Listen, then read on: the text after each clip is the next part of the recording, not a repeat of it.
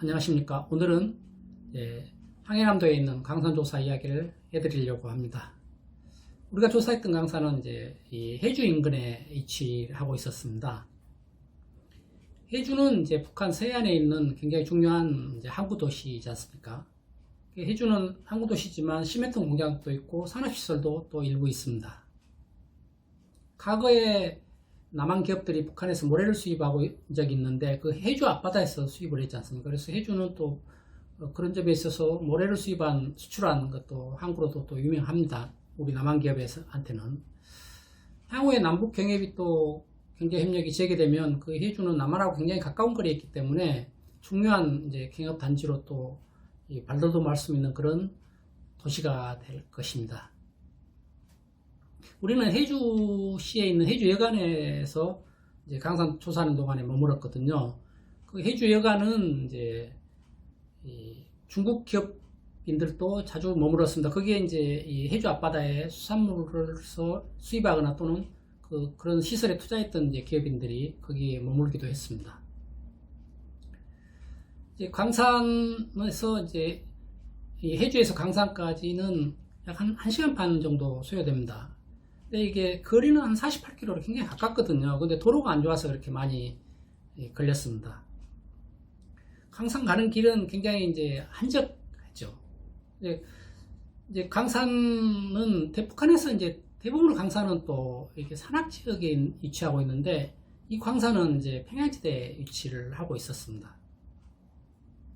강산에 도착하니까 주차장이 있고 그 주차장을 지나가니까 그 오른쪽에는 광산 장비를 수리하는 이 정비소가 있었고 또 왼쪽에는 북한 광산 노동자들이 근무하는 생활하는 기숙사가 있었습니다. 광산에 도착하니까 지배인이 또 반갑게 맞이해 주었습니다. 그래서 강산 지배인하고 인사하고 광산 지배인으로부터 강산 해상에 대해서 간단한 설명을 들었습니다. 이 광산 지배인 설명에 따르면은 이 광산은 1980년대 초반에 이 북한 군대에서 개발하기 시작했다 그럽니다. 그리고 1985년에 이 군부대 소속인 고래천연 무역회사, 이게 무역회사인데 고래천연 무역회사가 군부대로부터 소유권을 양도를 받아서 개발을 계속 했던 모양입니다. 그리고 2000년 초에 이 고래천연 무역회사가 외국기업의 투자 유치를 받기 위해서 삼천리총회사, 이 삼천리총회사한테 또 소유권을 넘겨줬다고 합니다. 그래서 삼천리총회사가 그 소유권을 받아가지고 우리 회사하고 그 광산을 공동으로 개발하기로 추진했던 거죠. 개발할 것을 추진했던 거죠.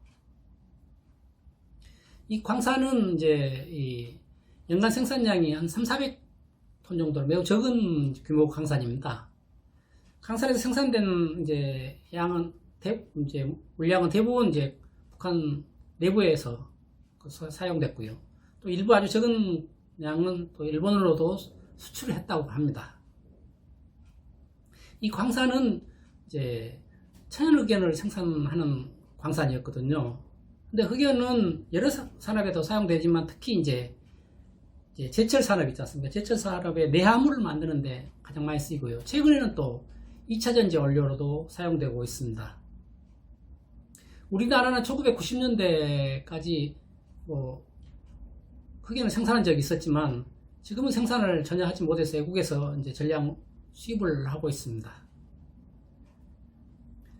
강산에 집에 있는 설명을 듣고 사무실에서 처음에는 광산은 성광장을 조사로 이동을 했습니다. 성광장 조사에는 물론 우리랑 같이 갔던 삼천리총회사 직원들도 같이 갔죠. 지배인하고 같이. 광산 성광장에 도착해서 보니까 그때 우리가 조사하는 동안에도 정전이 전력이 공급이 잘 안 돼서 그러는지 정전이 자주 되더라고요. 그래서 그 광산 시설들이 멈추는 모습도 목격되고 그랬었습니다. 광산 설명을 우리가 지배인한테 요청을 하고 이걸 설명을 드려야 되지 않겠습니까? 근데 남북 간에 처음으로 남북 정부가 소유한 공기업 기업인데 정부 소유 기업이 협력하는 첫 광산 사업인데도 불구하고 이 조사는 그렇게 수탄하게 이루어지지 못했어요.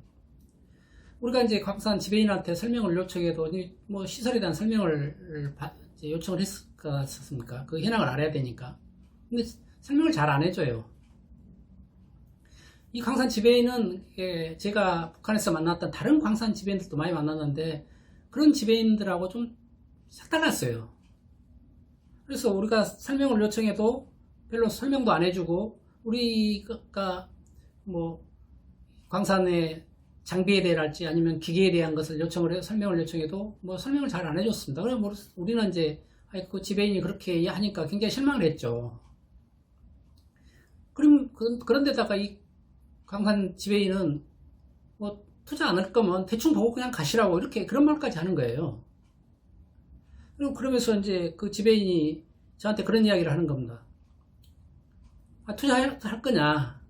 그래서 투자 안 할 거면 조금 전에도 말씀드렸지만 뭐 투자할 거냐 하면서 물어보면서 안 하면 그냥 대충 보시오. 그러고 이제 그러면서 그 사람은 이제 우리 조사보다는 우리 조사에는 별로 관심도 없었어요. 그 사람은 우리 회사가 투자할 거냐 거기만 관심이 있었고 나중에 보니까 이 사람은 뭐 우리 회사가 자기들 강산에 투자할 거라는 그런 큰 기대도 별로 안 했던 것 같아요. 그래서 나한테 뭐 투자할 거냐 물어봐서 제가 그랬던 거죠.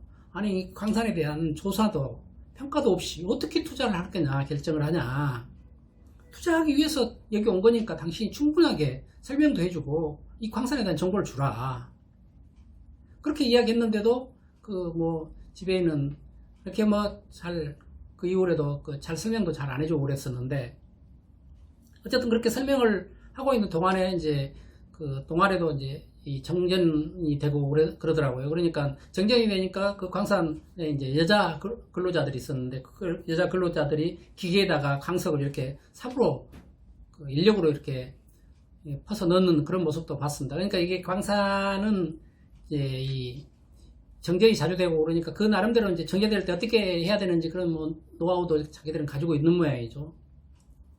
특히 이제 이 광산 지배인은 굉장히 오랫동안 이 광산에 근무했다고 합니다. 그래서 자기 나름대로 그 광산에 대한 노하우도 많이 가지고 있는데 특히 이제 자기는 저품의 흑연을 가지고 아주 고품질의 흑연을 만드는 뭐 노하우를 가지고 있다고 이제 자랑도 하고 그러더라고요. 어쨌든 뭐 생산 규모는 적지만 그 나름대로 자부심은 굉장히 이제 큰 사람이었었습니다. 어쨌든 뭐 강산 장비는 조사한 결과 이제 규모도 적고 굉장히 오래돼서 노후화되어 있지만 그런 나름대로 생산은 계속 하고 있었던 거죠.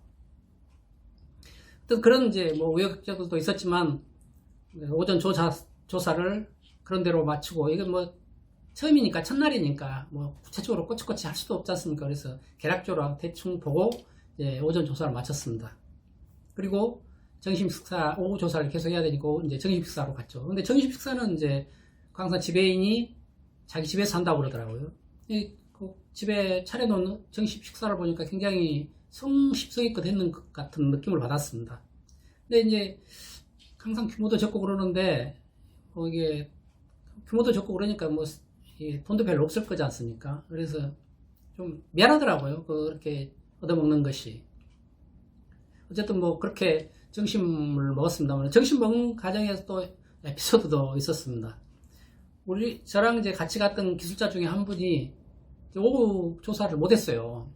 왜냐하면 그 사람이 우리 남한 기술자가 북한 지배인이 술을 주는 대로 계속 얻어먹는 거예요. 그러니까 이제 마시는 거예요. 그러다 보니까 술이 취했죠. 그래서 이제 오후 조사를 못했는데 북한 사람들이 술을 또 잘 마셔요. 근데 또 그런데다가 우리는 또 같은 민족이지 않습니까? 그러다 보니까 이제 금방 또 친해지기도 하고 이제 그런 일도 있었습니다만 어쨌든 오후 조사는 그런 대로 뭐 순탄하게 조사를 마치고 이제 조사를 마치고 오후 늦게 이제 우리는 여관으로 돌아왔습니다. 감사합니다. 다음 이제 이 유튜브에서는 계속해서 이제 우리가 강산을 조사한 이야기 그리고 그 과정에 있었던 여러 에피소드들도 말씀드리려고 합니다. 감사합니다.